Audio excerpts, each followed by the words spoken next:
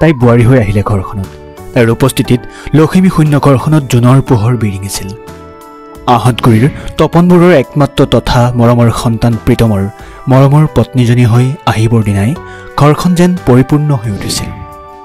দেউতা, বোৱাৰীৰ মাতত বৰুৱাই মূৰ তুলি চাইছিল। মমতাই মূৰত উৰণিখন তুলি বৰুৱাৰ ভৰি দুখন চুইছিল। হ'ব আই, উঠা। বৰুৱাই মমতাৰ মূৰত হাত বোলাই আশীৰ্বাদ দি উঠাই দিছিল। আইজনী, আজি মই বহুত সুখী জানা।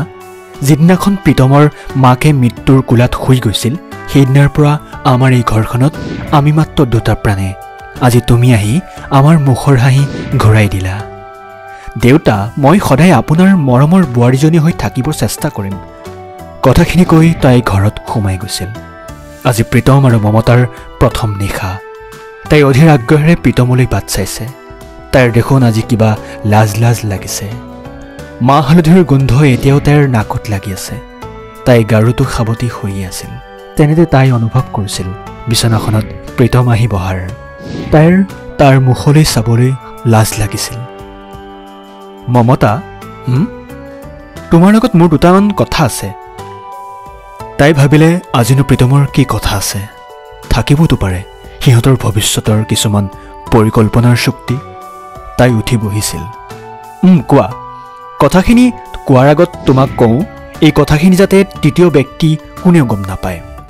প্ৰথম কথা হ'ল, মই তোমাক দেউতাৰ সন্মতিতহে বিয়া পাতিছোঁ। মানে হ'ল তোমাক মই বাধ্যত পৰি বিয়া পাতিছোঁ। কথাখিনি শুনাৰ লগে লগে তাইৰ চকুৰ পতা ডাঙৰ হৈ গৈছিল। কি বুজাব বিচাৰিছে প্ৰীতমে?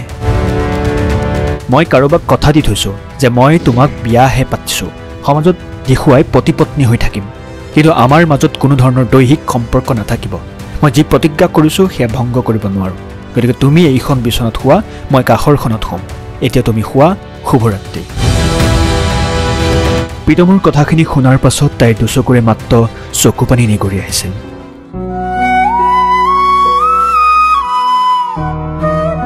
কোনে বাৰু আশা কৰিব এনে এটি অভিশপ্ত ফুলশয্যাৰ নিশা। তাই কান্দি কান্দি গাৰুটো সাৱটি শুই থাকিল। তেনেকৈ সময়বোৰ গৈ থাকিল। এফালে মিছাকৈ পত্নীৰ অভিনয়, আনফালে এজনী হাঁহিমুখীয়া বোৱাৰী। লাহে লাহে তাই সহজ হ'ব চেষ্টা কৰিলে।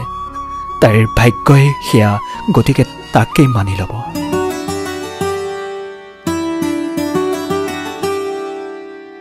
এদিনাখনৰ কথা।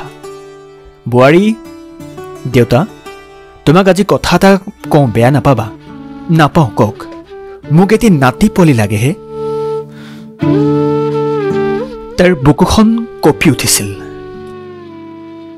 কিমান দিন আৰু এনেকৈ থাকিম কোৱাচোন? জীৱনৰ বিয়লি বেলাত নাতি পোৱালিৰ লগত উমলিবলৈ বৰ মন গৈছে। তাই ওলাই আহিব লোৱা কান্দোনটি মুখত হেঁচা ধৰি বন্ধ কৰি ঘৰলৈ দৌৰ দিলে।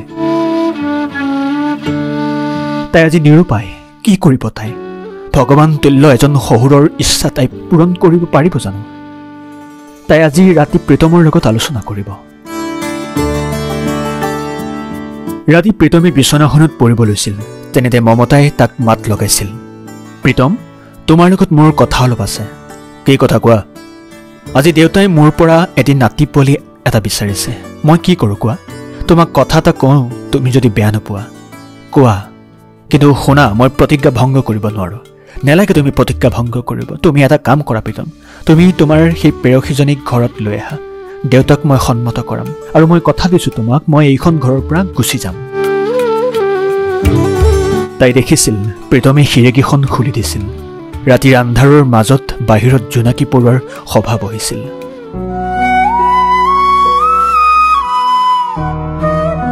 চোৱা প্ৰীতম, মিছা অভিনয় আৰু কিমান কৰিম? আৰু এটা কথা, মই আৰু ক'তো বিয়াত নবহোঁ। তোমাৰ এজন ভাল শুভাকাংক্ষী হৈ থাকিম। সি এটা শব্দও ক'বত পৰা নাছিলে। কথাষাৰ তুমি ভাবিবা। শুভৰাত্ৰি। তাই সিদ্ধান্ত জনাই তাই গাৰুটো সাৱটি আকৌ শুই থাকিল। পিছদিনা ৰাতিপুৱা শুই উঠিয়েই তাইৰ কাপোৰবোৰ এটা বেগত ভৰাইছিল। তেনেতে প্ৰীতম ৰুমত সোমাই আহিছিল। মমতা, ক'ত যোৱা তুমি? যাম ক'ৰবাত। মিছা অভিনয় আৰু কিমান কৰিম? দেউতাকেৰে তুমি যাব পাৰিবা? উপায় নাই প্ৰীতম, দেউতাক তুমি ক'বা। দেউতা মমতা এজন ডেকা ল'ৰালৈ পলাই গ'ল। তেতিয়া দেউতাই মোক ঘিণ কৰিব আৰু তুমি তাইক আনিব পাৰিবা। মই সদায় তুমি আৰু দেউতা সুখী হোৱাটো বিচাৰিছোঁ প্ৰীতম।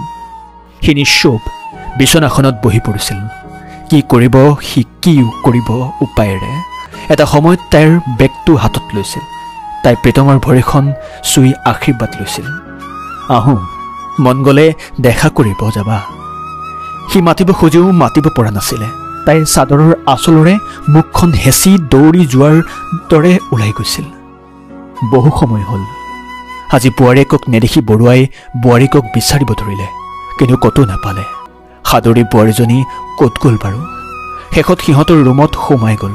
প্ৰীতম বিচনাত শুই আছিলে।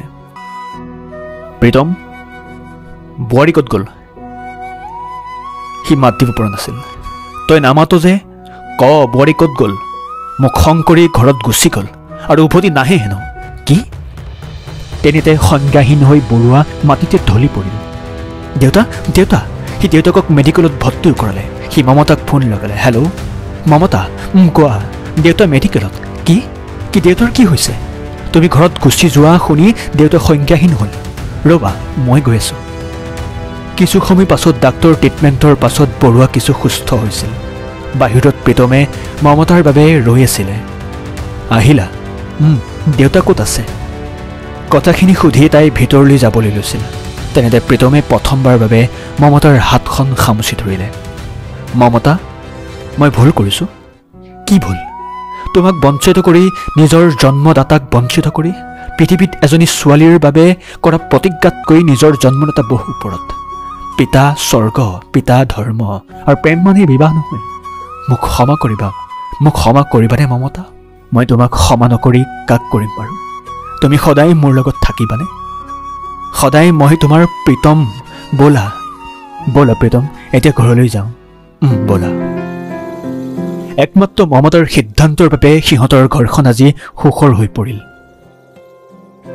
মমতা, কোৱা, আজি আমাৰ ফুলৰ সজ্জাৰ নিশা। মই তোমাৰ লগত নাথাকোঁ। কি হ'ল? চকু ডাঙৰ হৈ গ'ল যে। আহা এতিয়া বিচনাত। প্ৰীতমে আনন্দতে মমতাক দাঙি লৈ ঘূৰাই দিলে। মমতাৰ মুখেৰে অনাবিল প্ৰশান্তিৰ হাঁহি ওলাই আহিল। ৰাগ ৰঞ্জনে প্ৰকাশিত কৰা এটি গল্প আপোনালোকলৈ আগবঢ়াইছিলোঁ। কেনে পাইছে আমাক জনাবলৈ নাপাহৰিব।